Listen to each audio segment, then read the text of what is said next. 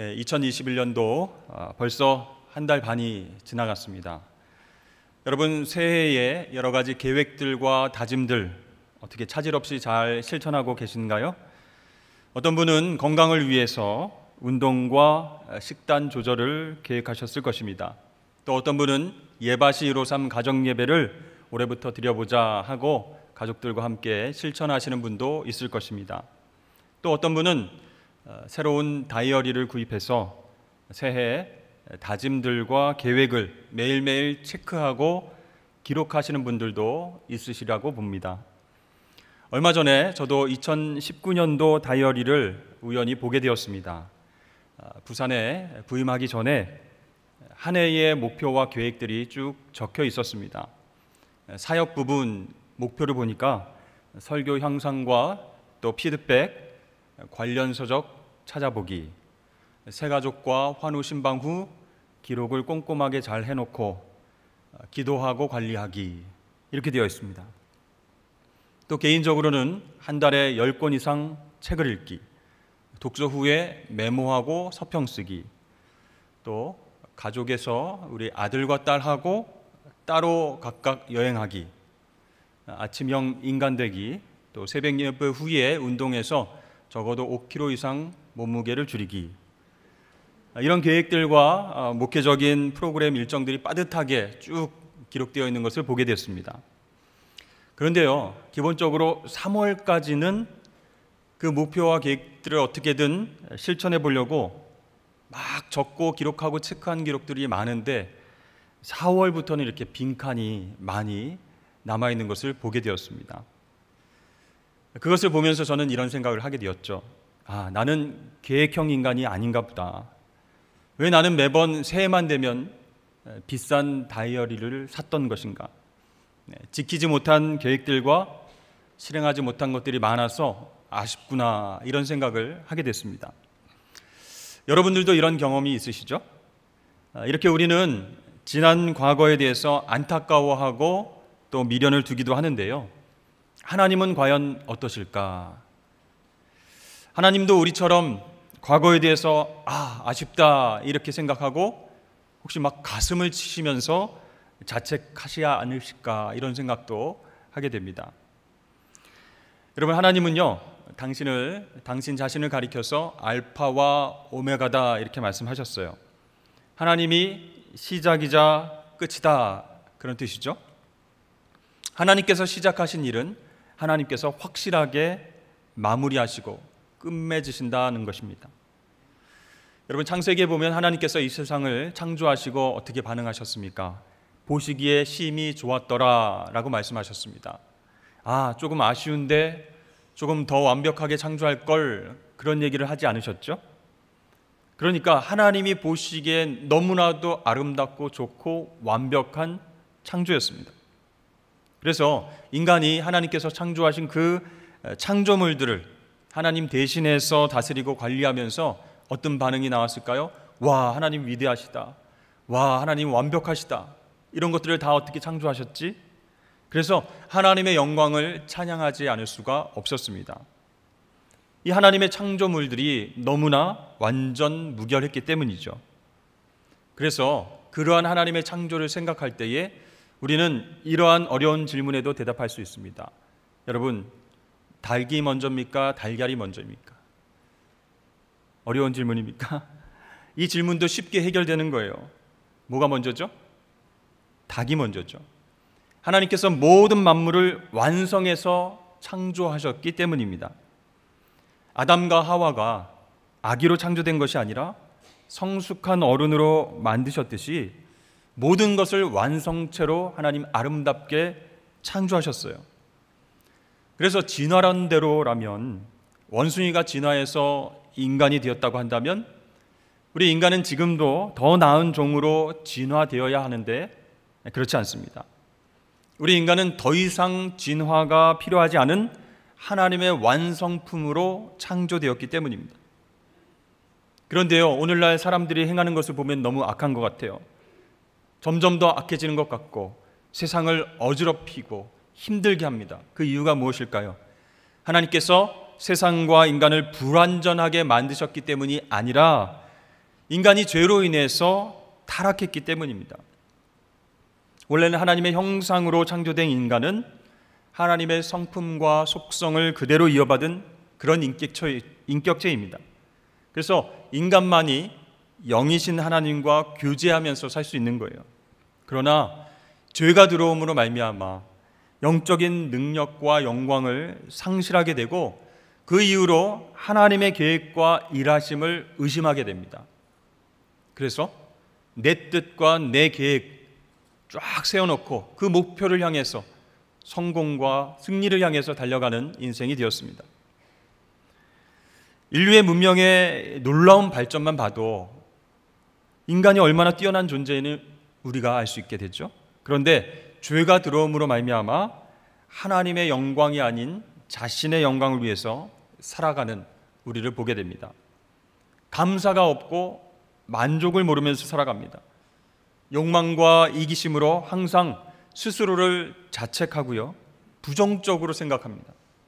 그래서 남들과 비교하면서 나는 이것도 없고 저것도 없고 부족하다, 모자란다, 능력이 없다 이렇게 투덜거립니다.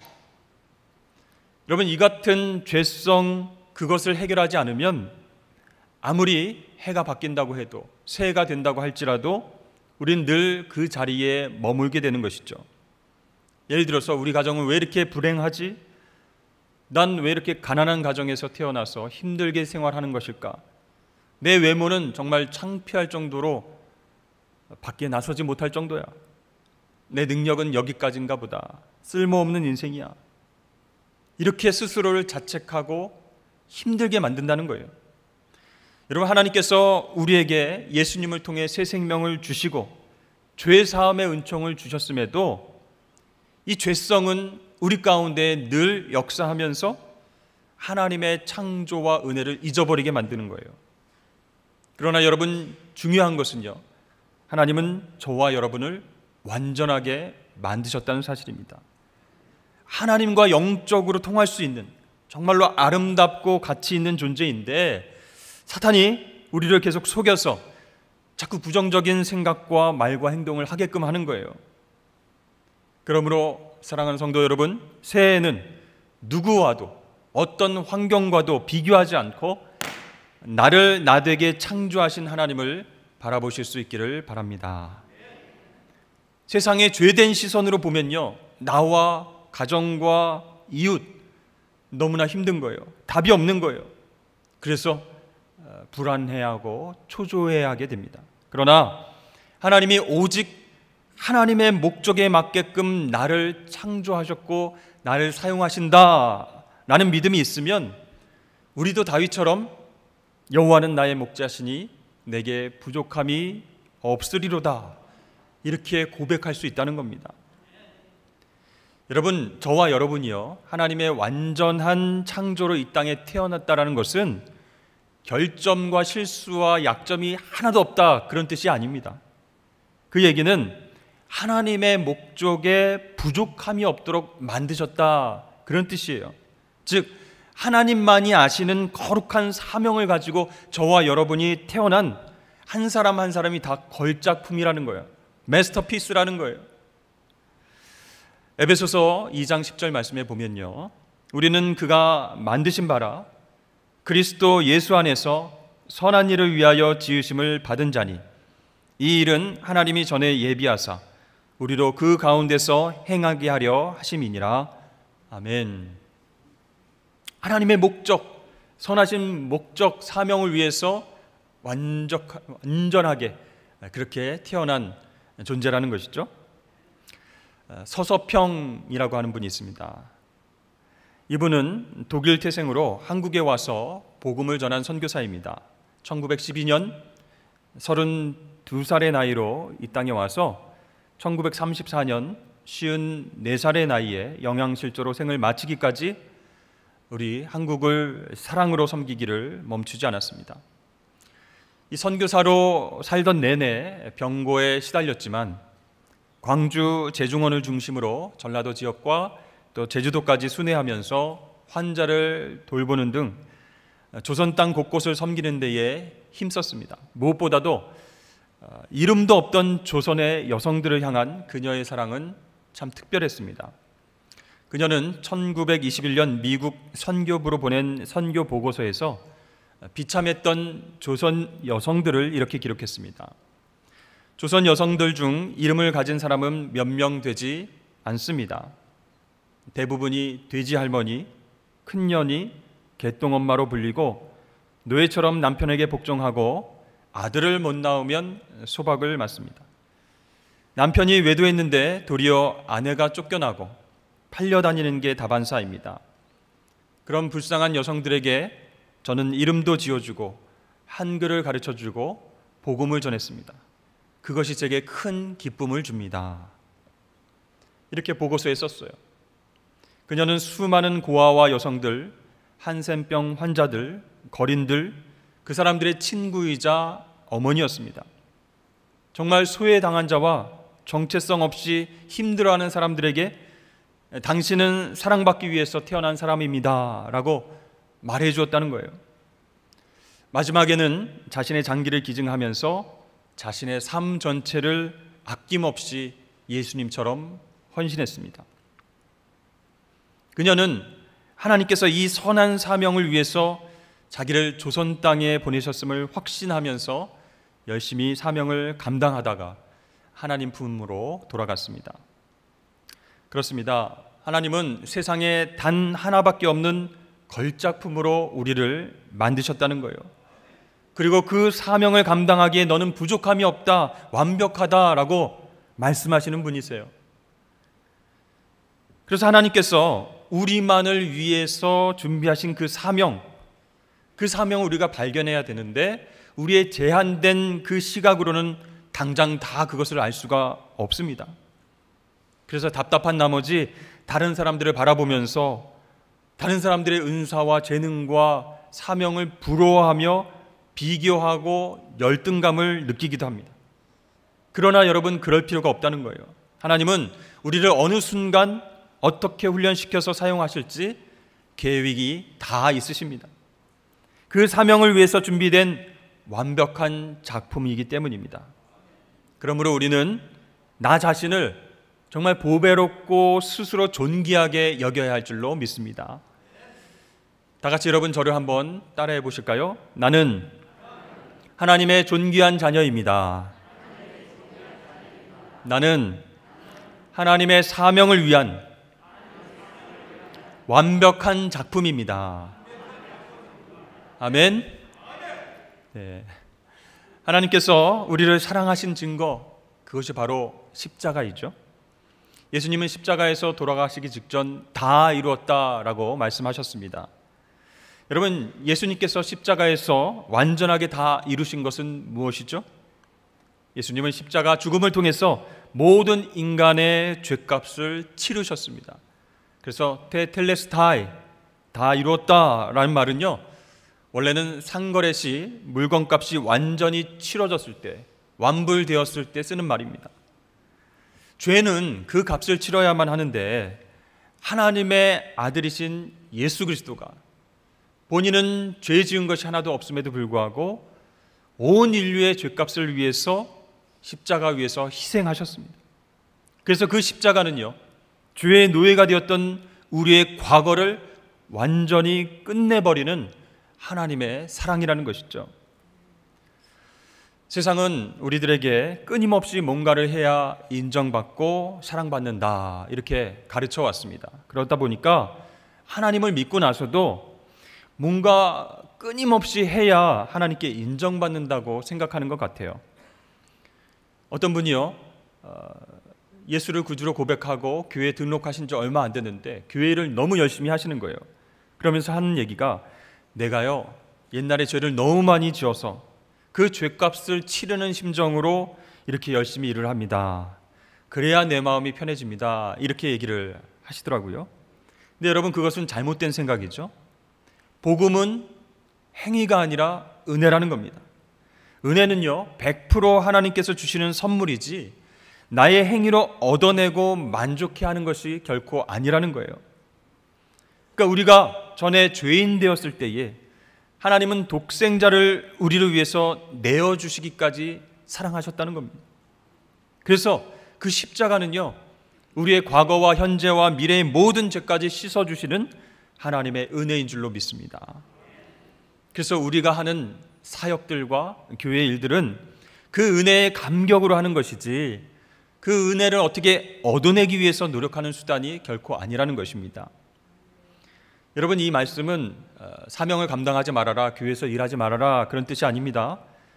과거의 죄와 잘못을 기억해내고 상기하면서 죄책감으로 하나님 일을 하지 말아야 된다는 얘기입니다.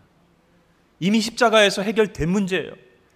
테텔레스타이, 예수님이 다 이루셨다, 완불했다 이렇게 말씀하셨기 때문입니다.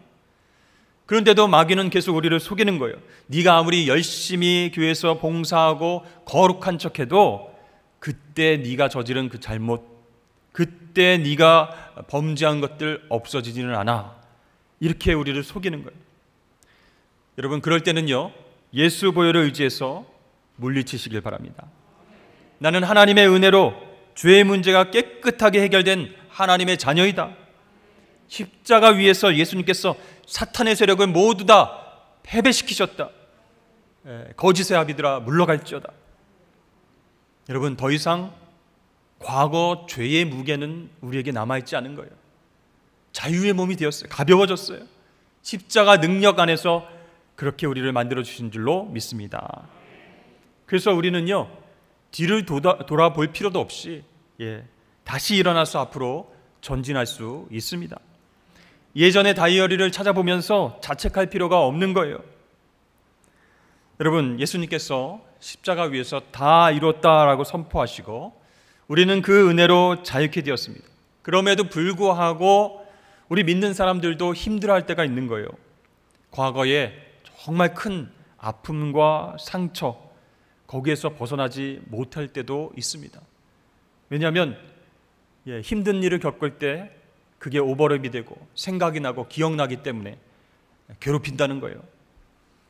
전쟁에 참전한 군인들이 고국으로 돌아와서 그 전쟁터에서 경험한 살벌한 그런 경험들, 그 트라우마로 인해서 정상적인 삶을 살기 어려운 것처럼 우리도 과거의 큰 충격에서 벗어나지 못할 때가 있는 거예요. 그러면요, 좀처럼 마음 문을 열지 않고요, 사람들에게도 다가가지 않습니다. 과거 시간에 갇혀서 지낸다는 거예요.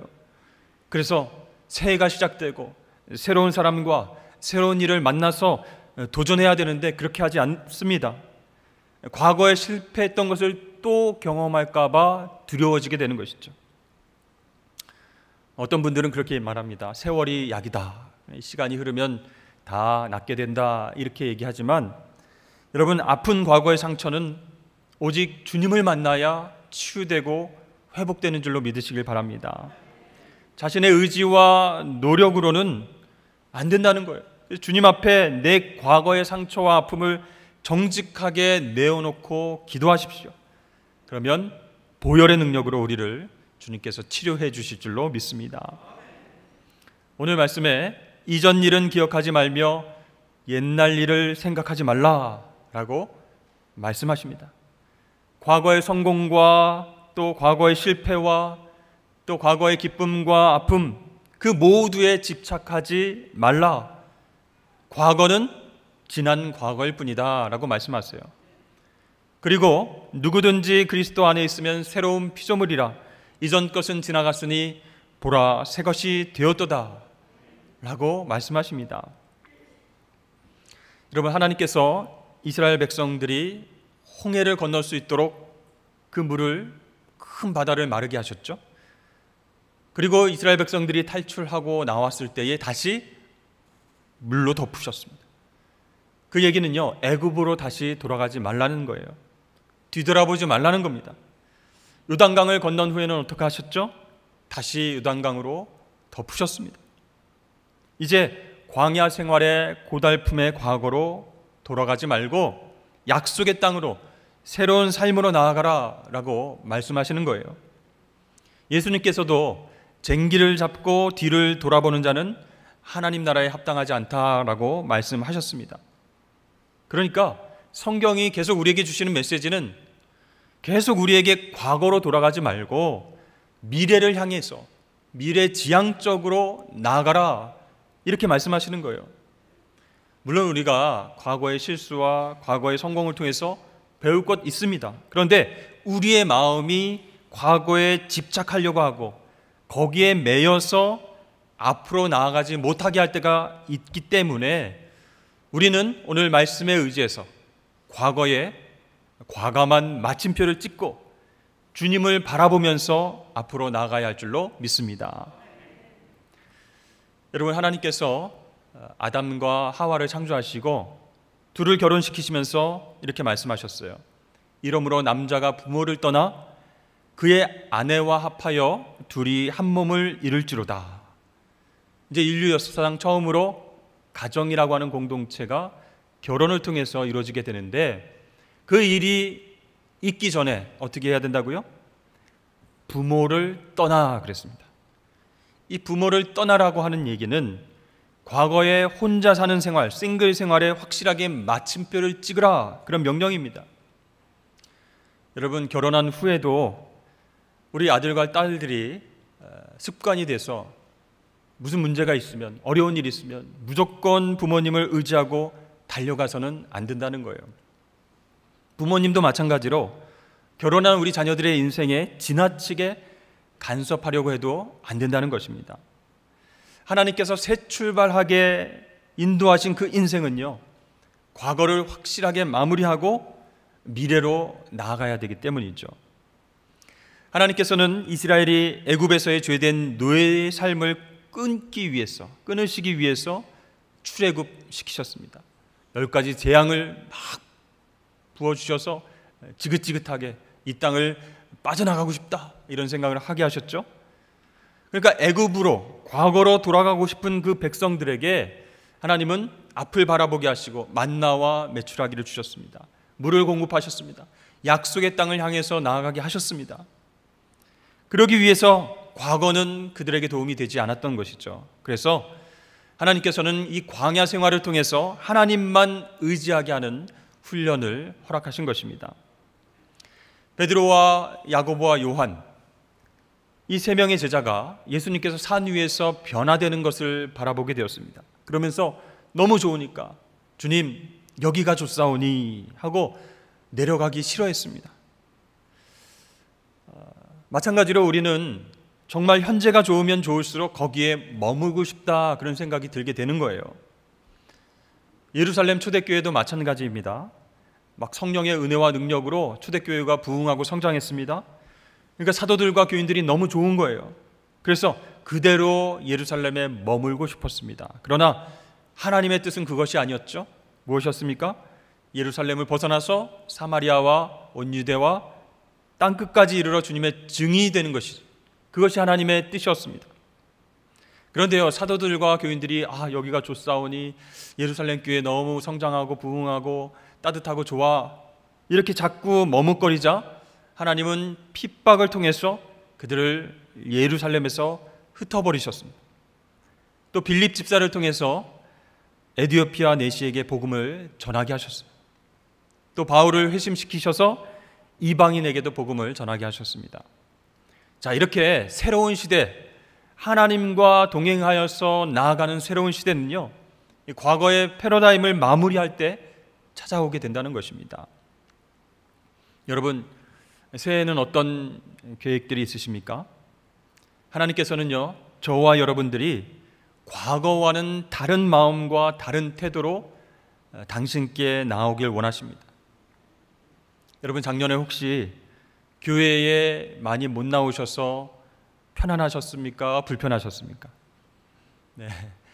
비대면 영상으로 예배드리는 것이 처음에는 답답하고 불편했다가 지금은 너무 편하다, 너무 좋다, 이렇게 생각하지 않으십니까? 또 우리가 어떤 계획을 세워도 코로나 시대에 미래가 불확실하기 때문에 내 인생도 그렇고 내 신앙도 그렇고 나도 모르겠다, 이렇게 손 놓고 있지는 않으십니까?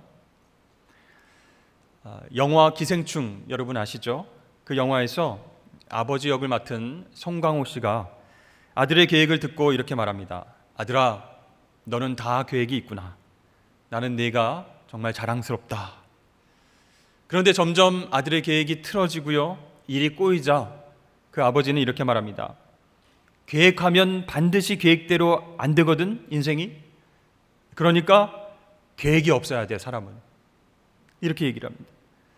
그 아버지는요, 파티가 있던 날 우발적으로 주인집 사장을 죽이고 그 장소를 떠나지 못합니다.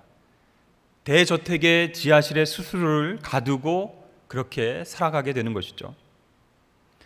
여러분, 하나님께서 나의 계획과 미래를 반드시 이루어주셔야 한다라고 하나님을 나의 계획에 끌어와서 이용하는 것, 잘못된 것입니다.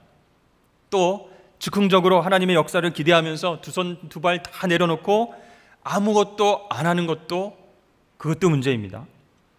하나님은 두 가지 양극단을 원하지 않으신다는 거예요. 그러면 어떻게 살기를 원하시는 거예요? 순간순간 예수님을 바라보면서 교만이 있다면 그것을 내려놓고 회개하고, 기쁨과 감사가 있다면 기대하고 순종하기를 원하시는 거예요. 그래서 예수님은 이제 홀로 남게 될 제자들에게 이렇게 당부하고 계십니다. 내 안에 거하라, 나도 너희 안에 거하리라.